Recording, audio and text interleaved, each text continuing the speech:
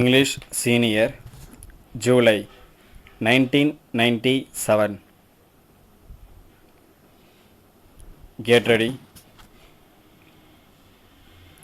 Start. I am happy to be here with all of you to associate myself with the Silver Jubilee celebrations of the Engineering Export Promotion Council. During the 25 years of its existence, it has done useful work. It is evident from the growth of engineering exports from a modest figure of 500 crores of rupees to the present impressive figure of 900 crores. The Council deserves to be congratulated on its excellent performance.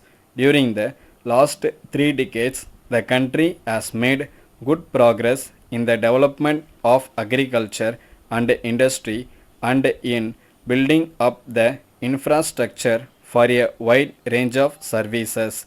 We are now manufacturing a variety of capital and consumer goods. The export base of the country has been expanded and strengthened. The engineering sector in India has contributed to it in a great measure. It is appropriate that on this occasion we should consider what we have already done to promote export of finished goods and what remains to be done. The rate of growth of imports, which has become very essential for the country's development, is much more than the rate of growth of exports. It is therefore imperative that we should increase our exports to a great extent. Everyone knows very well that exports play a vital role in our total economy and development. So, the government have attached the highest importance to it. India's export registered a high growth rate in the middle of the 70s in spite of many difficulties that came in the way. That provided us confidence in our capacity to face our future problems. Over the last 30 years, India has gained in stature as an agricultural nation. Our technical and scientific manpower is among one of the largest in the world. We now have the manufacturing capacity in a wide range of heavy, medium, and light industries. There has also been a substantial increase in the export of manufactured goods. Still, our share of the total world trade in this item is negligible. Our aim should be to secure a much higher share of the world market and also to change the composition of our exports. The objectives which the Council has set before itself are really laudable. These goals can be reached only if every member of the Council identifies himself with them and makes his own contribution. While it may be necessary to improve higher technology for some time, we must continue our efforts in research and development to improve our own technology. Each manufacturing unit must lay stress on the quality of products so that they may find ready acceptance all over the globe.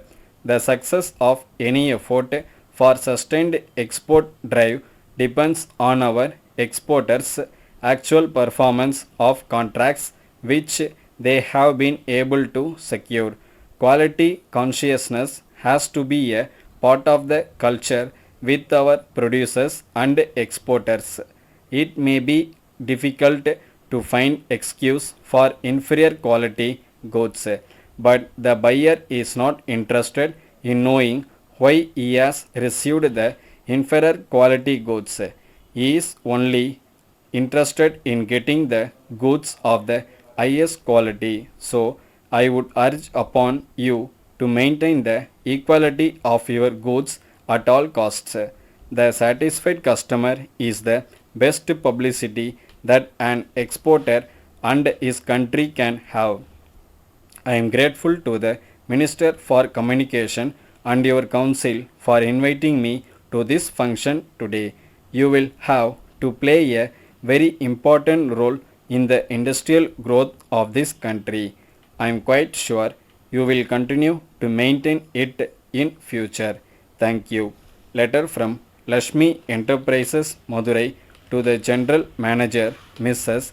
Karupaya and Sons Satur. Dear Sirs, we acknowledge receipt of your letter of the 6th March 1995.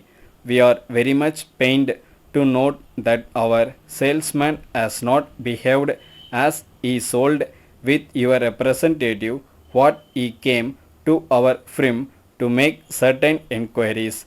In the first instance, we express our sincere regrets to you. We have made a preliminary inquiry into the matter and find that there is some justification for your complaint. We have therefore placed the salesman under suspension.